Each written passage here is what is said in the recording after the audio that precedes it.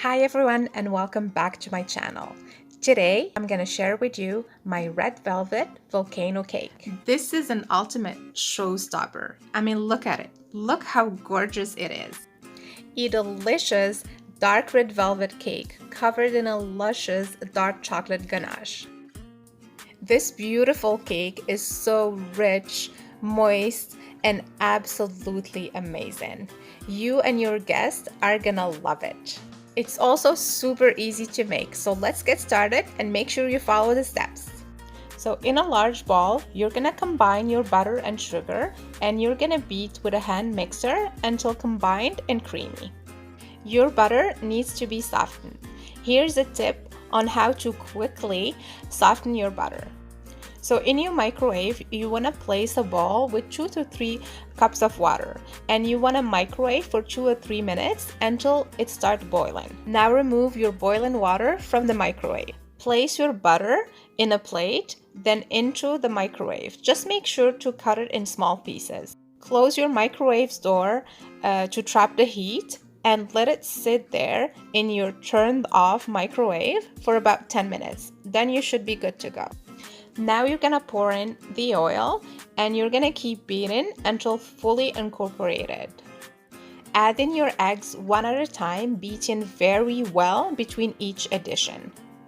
Now add vanilla extract and your white vinegar and keep beating until everything is well combined.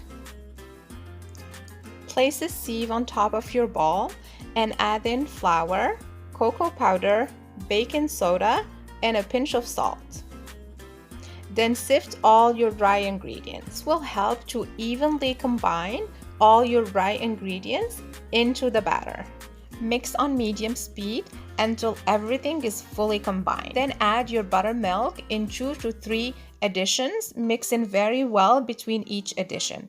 And if you happen not to have buttermilk, you can simply add a tablespoon of vinegar or lemon juice to your milk, let it sit for a few minutes, then stir, and it's ready to use. And the last step is to add your food coloring. I'm using a gel food coloring. I like them a lot better than liquid food coloring because they're way more concentrated, so you don't have to use a big amount to get the color you want. And because baking is an exact science, using gel food coloring will help you minimize the amount of liquids you're adding to your batter. Your batter is now nice and silky. Just scrap the sides of the bowl to make sure that everything is fully combined. Pour your batter in a 12-cup bundt cake pan. Mine is fully greased and floured with cocoa powder. I find that cocoa powder gives a much deeper taste to your chocolate cake, and it also prevents it from having that white dust that flour usually leaves on cakes. Your cake is now ready for the oven. Bake in a preheated 350 degrees oven for about 50 minutes or until a toothpick comes out clean. My cake is now ready, and as you can see, the color is slightly darker than your typical red velvet cake, and that's exactly what I wanted. If you want to have a lighter version, just use 2 tablespoons of cocoa powder instead of the 3 that I'm using in my recipe. Allow the cake to cool in the pan for about 15 minutes, then flip into your serving plate.